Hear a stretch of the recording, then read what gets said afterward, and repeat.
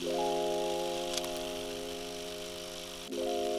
a personal journey about how you arrive at a place where you feel, if not happy or in love with who you are, that you feel at peace with who you are.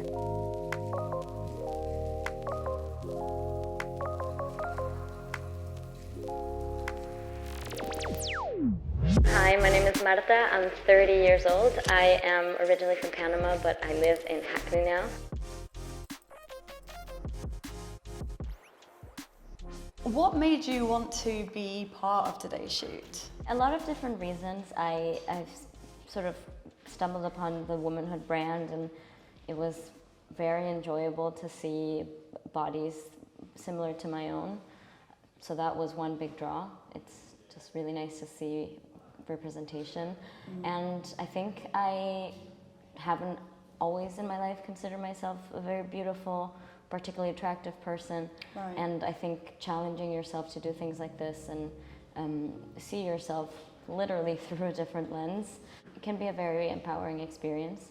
I'd love to touch on your background. You told me a little bit about it, and it's fascinating. So I'd love to go into it, if that's okay. If you could just tell us your story. Yeah, I'm not British, obviously. You might be able to tell from my accent. I was born in Panama, and I spent a few years of my life in Germany, and then I sort of moved back to Panama with my family. So I lived there from 6 years until I was 16, so quite formative sort of period in my life. And then I lived in the US for a couple of years, and then I wanted to try my luck in Europe. I came to London on a visit, and I just thought, this is where I need to be. This is the city I want to have a go at. And Amazing. 7 years ago, and the rest is history. Wow. Yeah. That's amazing. It makes me feel very boring.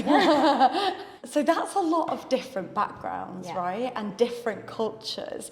How has all that informed how you see your body?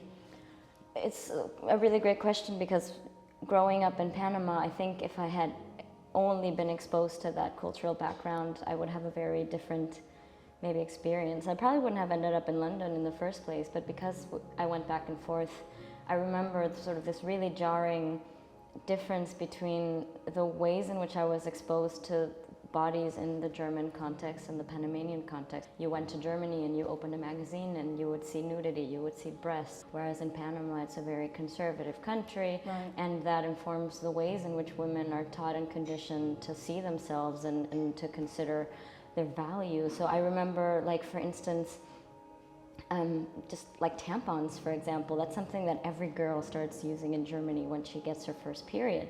So I came back to Panama after oh my God, tampons. And all my friends were like, if you use a tampon, you're compromising your virginity. Why would you use a tampon? Why would you insert something in your body? So it was growing up with this contrast made me feel always very fish out of water in both places, because I was a little too out there in the Panamanian sort of context, and then I felt very conservative when I went to Germany and saw naked people and was like, oh, yeah. So that was quite formative for me. And do you think that led to body image issues for you?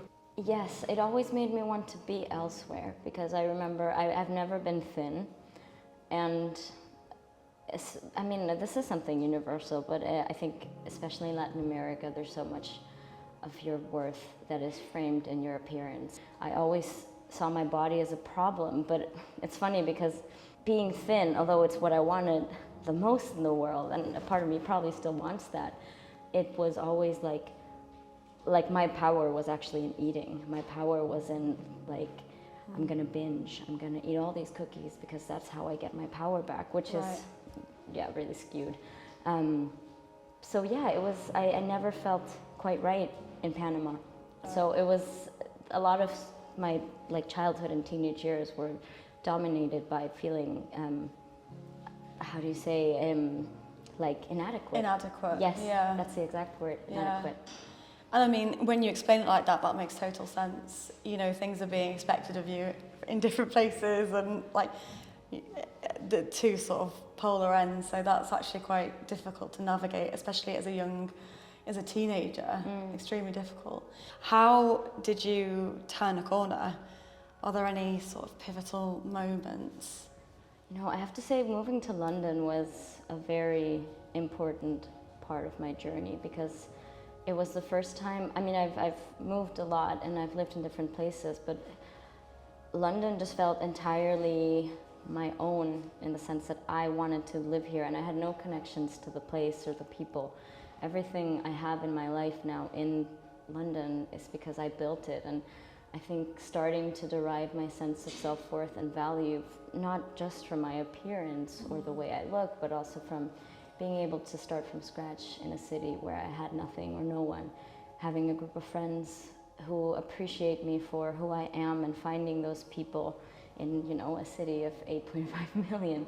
And people always say, oh, like, you need to love yourself before others can love you. And I fucking hate that, because a lot of my sense of self-worth came from finally starting to see myself through the eyes of people that love me. Yeah, I love that. I really like that, because I take issue with that as well, because it's absolutely not true. I mean, I'm not saying that self-love isn't just as, if not more important, but that's not necessarily the order that it has to happen in. Exactly. Yeah. It shouldn't be a prerequisite to others being able to love you. Right. And when you are able to see yourself through the eyes of someone who sees so much value and worth in you, that's really powerful, and that can be a huge turning point for a lot of people. So I agree with you on that one. I don't think that's a particularly accurate or helpful phrase at all. Yeah. So today is all about womanhood. What does womanhood mean to you? I think womanhood is a personal journey. Ideally, you inject perspective and empathy into that journey, but it's personal, and it's about the ways in which, I don't even want to frame it as womanhood as you arriving at a point where you love yourself, because I even feel like that can be very unattainable in a world that constantly pushes a narrative of what a body should look like to be acceptable. So I think it's a personal journey about how you arrive at a place where you feel, if not happy or in love with who you are, that you feel at peace with who you are. I love that, yeah, and just comfortable in your own skin, Yeah. right? And I think you're absolutely spot on that womanhood is personal to everyone, and in that sense I feel like womanhood is what it means to each individual woman. That's what womanhood is, that it's for you, that it's getting to a place of peace with your body. Yeah. And that's such a more realistic thing to strive for in this world than to fall in love with your body and be obsessed with your body. Yeah. Like, it's such a difficult ask, and I feel like a lot of the narrative around body positivity and body confidence really focuses on that. You know, you've got to love your body, but actually it's okay to just be at peace with your body, Yeah. to make peace with your body. Do you feel like you've done that? In some ways, yes. Okay. And, it's a day-by-day thing, but generally it's deriving a sense of worth also like from the things your body can do. And the peace has come from, sometimes loving the way I look, but also sometimes accepting that I'm not always going to love the way I look, and that's okay too. Yeah, and being at peace with that as well. Yeah. Other things that make up our worth apart from appearance, which is really difficult to find in this world. Yep.